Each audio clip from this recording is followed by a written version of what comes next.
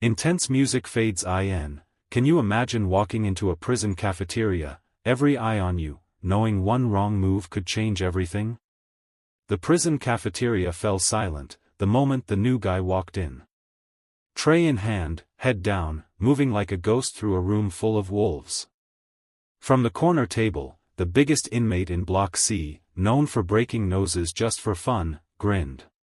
He cracked an egg on his tray, dripping yolk down his fingers, and shouted, "Hey, new boy. You hungry for protein?" The others laughed, as he flicked the egg at the new inmate's shirt. Yellow spilled down his chest. Still, the newcomer didn't flinch, didn't even look up. Pause, wait until you hear what happens next, it'll blow your mind. The bully slammed his tray down, stood, and got right in his face. "You deaf, punk," he said, but before he could finish, the new inmate's hand shot out, lightning fast. One twist, one strike, and in a blur, the bully was on the floor, gasping for air. Every eye in the cafeteria froze. No one moved. The silence was deafening, because that's when someone whispered, "Wait, that's the guy who used to fight in the MMA." Dramatic pause, stick with Story Sphere until the end, because what happened next turned that entire prison upside down. Before we dive in, smash that like button, hit subscribe to Story Sphere, and comment where you're watching from. Now, let's get started. The steel gates of Millbrook Correctional Center clanged shut, with the finality of a coffin lid. Inside those concrete walls, survival meant understanding one simple rule: respect was earned through fear, and fear was earned through violence. It was a code that had governed the prison for decades, and every inmate who walked through those doors either learned it fast, or became a casualty of it. Danny Rodriguez had been counting down to this day for 3 years. Not because he was getting out, but because his reputation had been building on the outside, and now it was time to cement his legacy on the inside. At 6 feet 4 inches, 250 pounds of pure muscle, Danny was what other inmates called a natural-born predator. His massive frame was covered in tattoos that told the story of his rise through the ranks of Block C's hierarchy. The spiderweb on his elbow marked his time in solitary. The teardrops under his eye counted the lives he'd claimed, both inside these walls and on the streets. But it wasn't just his size that made Danny dangerous. It was his mind. He had an instinct for weakness, a radar that could spot vulnerability from across a crowded yard.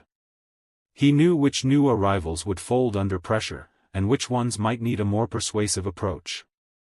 His crew of loyal followers treated him like royalty, and the guards looked the other way, because Danny kept order in his own brutal fashion. When Danny spoke, people listened. When Danny moved, people scattered. And when Danny decided you were a problem, you became a solution, real quick.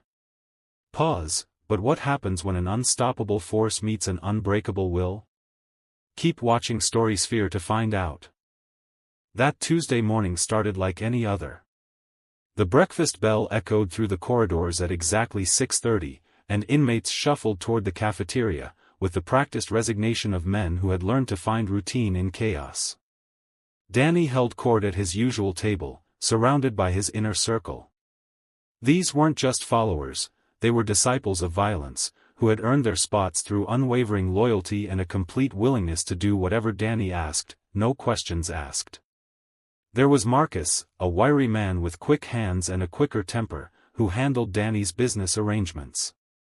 Next to him sat Big Mike, whose name said everything you needed to know about his role in the organization.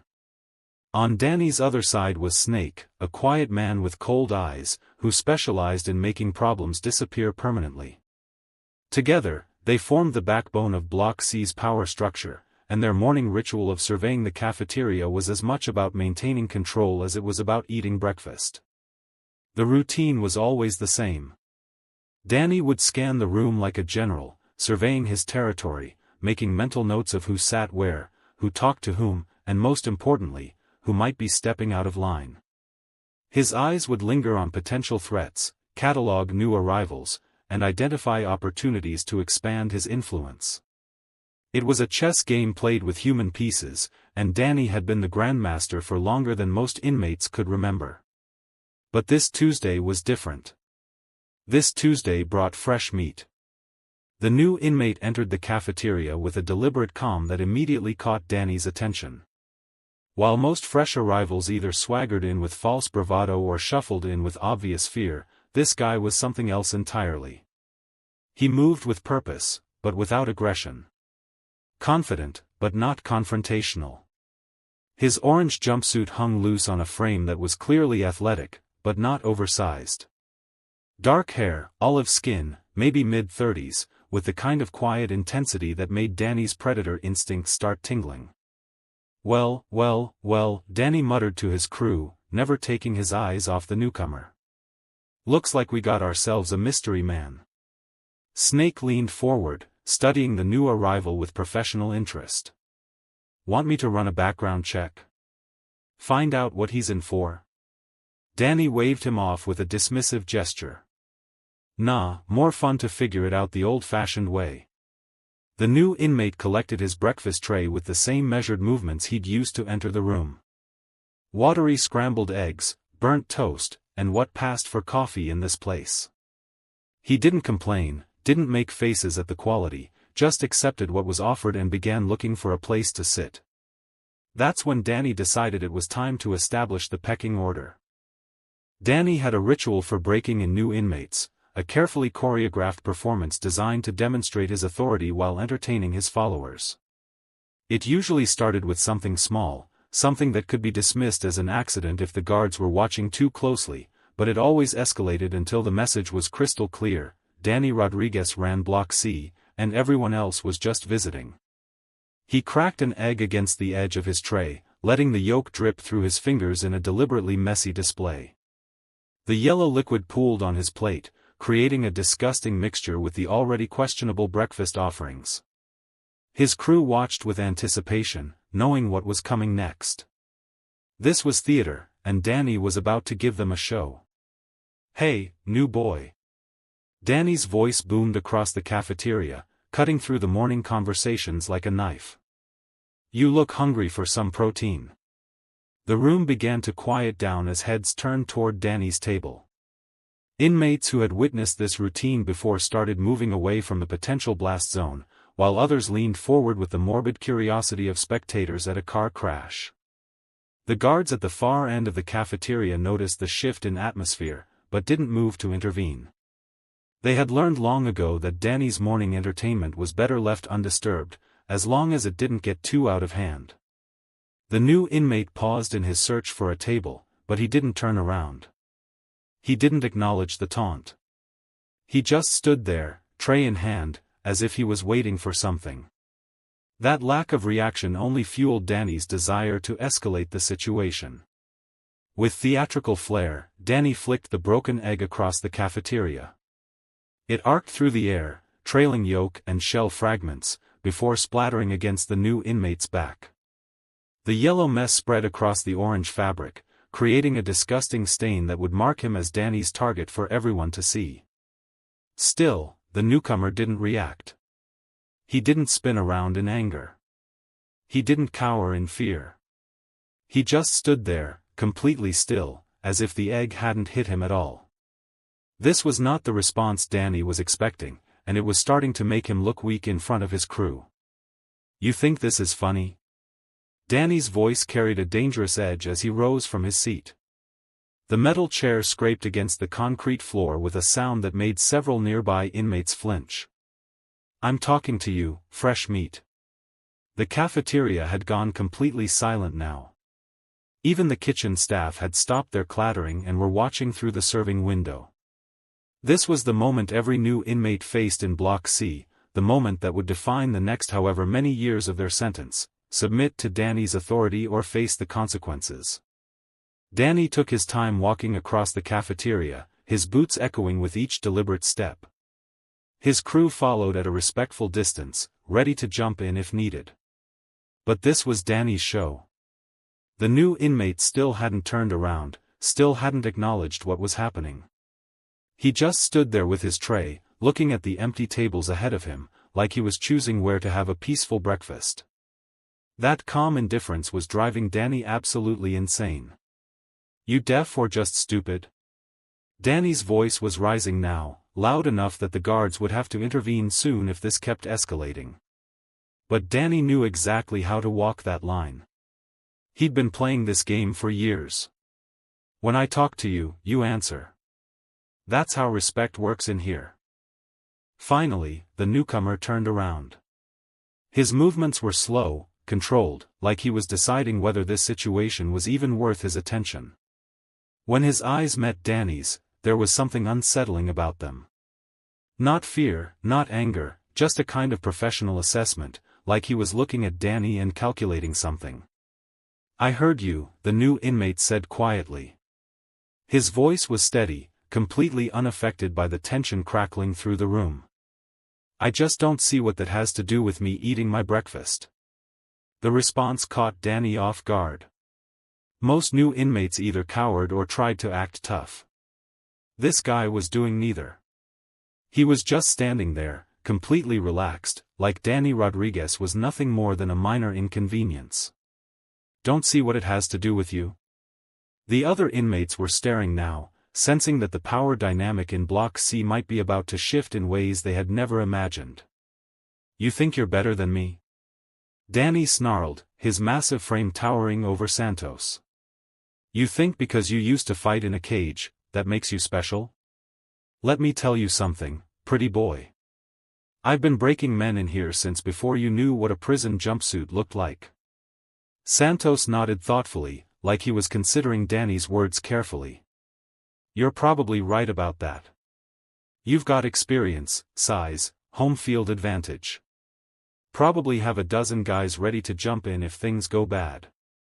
Santos picked up his breakfast tray and turned toward an empty table near the windows. Actually, I think you started it when you threw food at me. I just finished it. The casual dismissal stung worse than the physical defeat.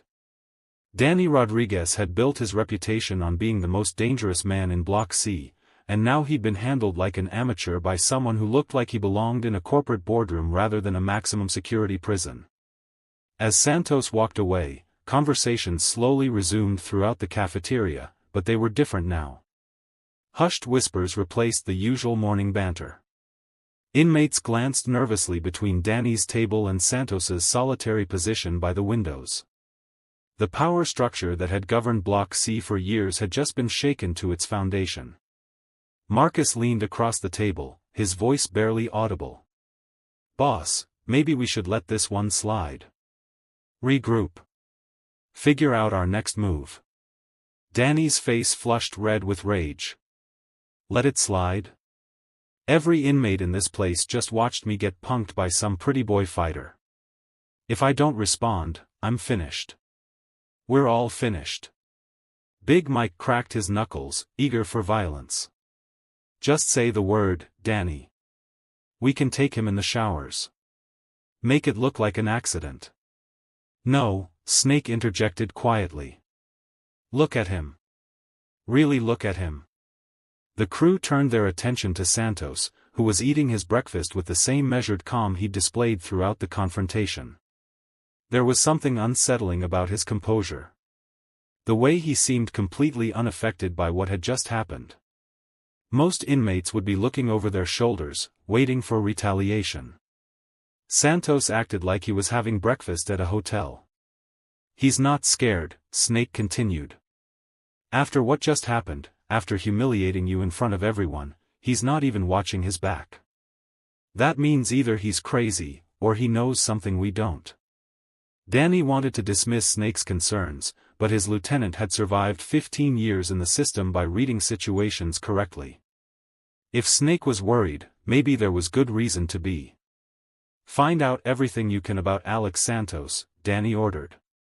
Prison records, street history, who he knows on the outside. I want to know what we're dealing with before we make our next move. The rest of breakfast passed in tense silence. Danny's crew ate quickly, their usual morning ritual of surveying their territory replaced by anxious glances toward Santos's table. Other inmates gave both groups a wide berth, sensing that Block C was sitting on a powder keg, waiting to explode. Santos finished his meal, cleaned his tray, and walked out of the cafeteria with the same unhurried pace he'd maintained throughout the entire encounter. He didn't look back, didn't acknowledge the dozens of eyes tracking his movement. He just left, as if nothing significant had happened. But something significant had happened. Word spread through the prison with the speed of wildfire. By lunchtime, every inmate in Millbrook knew that Danny Rodriguez had been embarrassed by the new guy. The stories grew with each telling, becoming more elaborate, more dramatic. Some claimed Santos had knocked Danny unconscious with a single blow. Others swore they'd seen Danny begging for mercy. The truth was almost more unsettling than the exaggerations. Santos hadn't used excessive force, hadn't caused lasting damage, hadn't even raised his voice. He'd simply demonstrated that all of Danny's size and reputation meant nothing against proper technique and training. It was a masterclass in controlled violence that left everyone wondering what else Santos was capable of. In the prison library that afternoon, Santos sat reading a worn copy of Marcus Aurelius, seemingly oblivious to the whispered conversations happening around him. Inmates would walk past his table, stealing glances, trying to reconcile the mild-mannered man with the stories they'd heard about the cafeteria incident. Jerry Martinez, a lifer who'd been in Millbrook longer than anyone could remember, approached Santos's table with the careful respect reserved for dangerous unknowns. Jerry had seen every type of inmate walk through these doors over the decades. He'd watched tough guys fall, seen quiet ones survive, and learned to read the signs that separated predators from prey. "Mind if I sit?" Jerry asked politely. Santos looked up from his book and gestured to the empty chair across from him. "Please do." Jerry settled into the chair, studying Santos with experienced eyes. "You caused quite a stir this morning." "I was just trying to eat breakfast in peace," Santos replied, closing his book but keeping his finger on the page to mark his place. "Sometimes peace requires a demonstration." "Danny Rodriguez isn't the type to let something like this slide," Jerry said.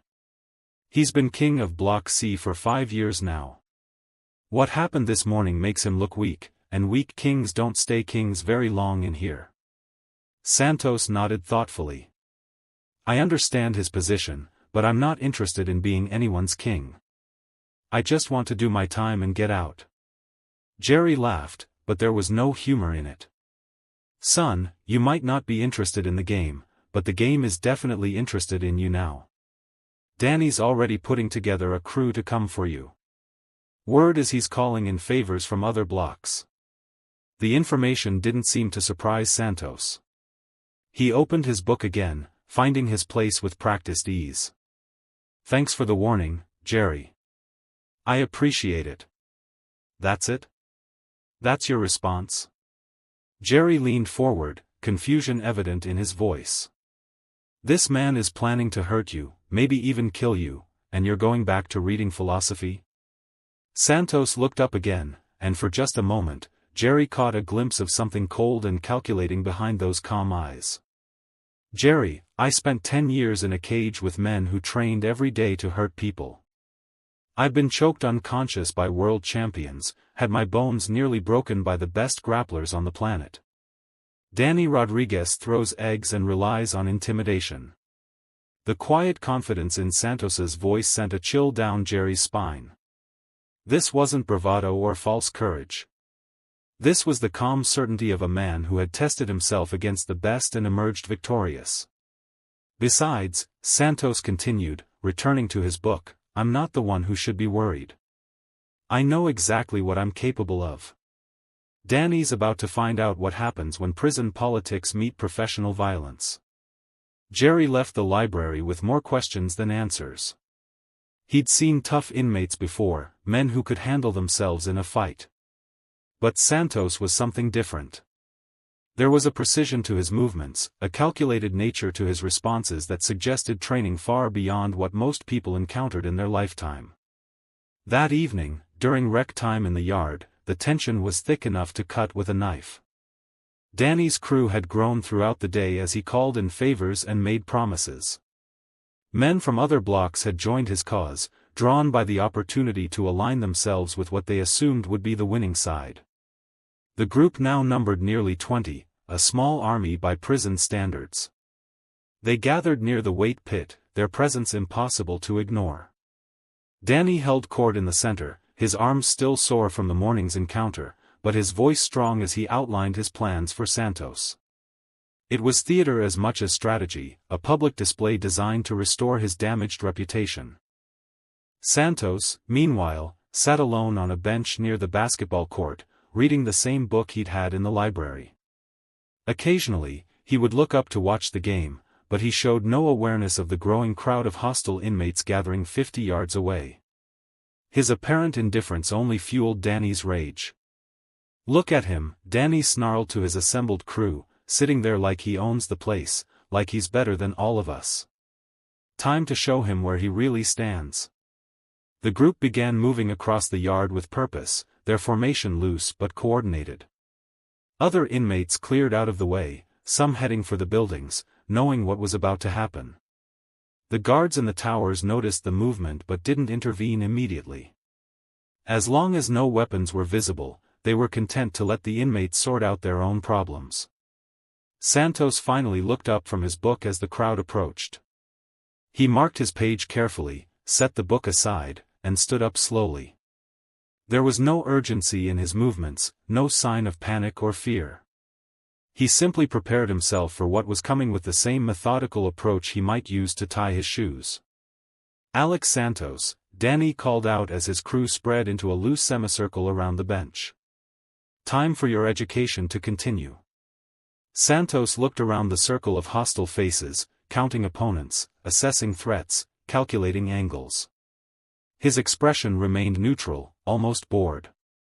20 against 1 seems like overkill, don't you think? "Should have thought about that before you embarrassed me this morning," Danny replied. "Now you get to learn what respect costs in here."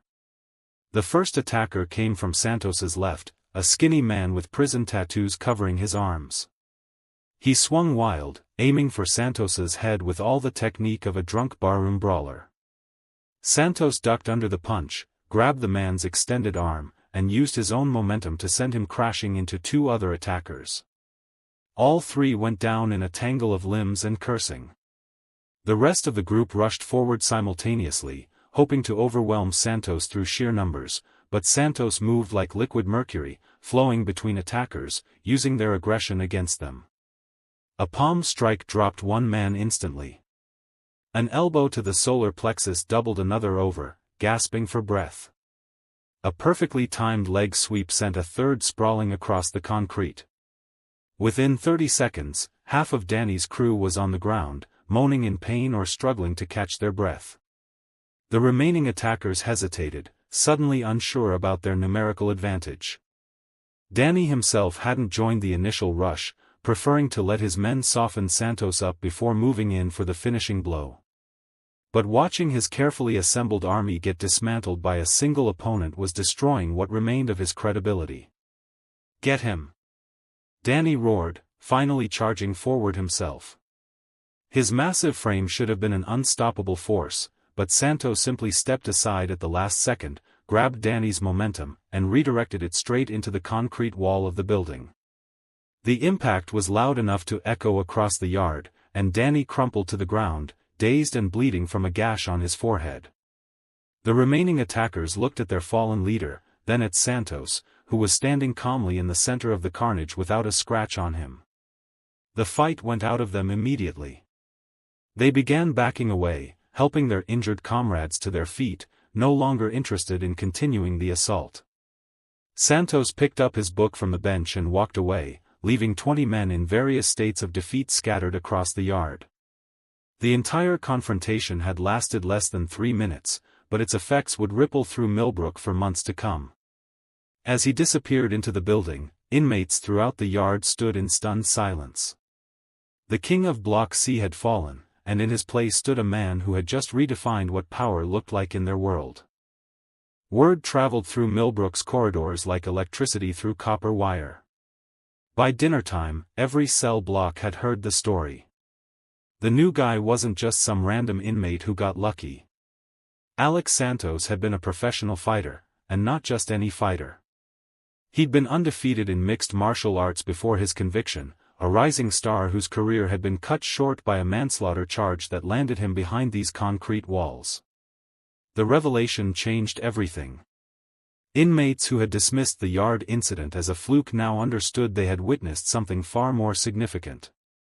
This wasn't some street fighter who knew how to throw a punch. This was a trained killer who had spent years perfecting the science of human destruction. Danny Rodriguez lay in the infirmary with a concussion and 17 stitches in his forehead. The prison doctor, a tired man who had sewn up more inmates than he cared to remember, shook his head as he finished the last stitch. "You're lucky he held back," the doctor muttered, snipping the thread. "A few more pounds of force behind that impact, and we'd be having a very different conversation." The lesson Alex Santos taught that day echoed through every cell block for years to come. Sometimes, the most dangerous person in the room is the one who looks the least threatening. Danny Rodriguez learned that respect earned through fear crumbles the moment you face someone who simply isn't afraid. Santos served the rest of his sentence in peace, not because he sought power, but because he had shown that true strength comes from discipline and restraint. Prison bullies prey on the weak, but they scatter like shadows when faced with someone who has mastered the art of controlled violence. Outro music fades in, and that's the story of how one man changed the game in Millbrook forever. What did you think of Alex Santos's story? Drop your thoughts in the comments below, and don't forget to like, subscribe, and hit the bell for more gripping tales from Story Sphere. Until next time, stay curious, and we'll see you in the next story.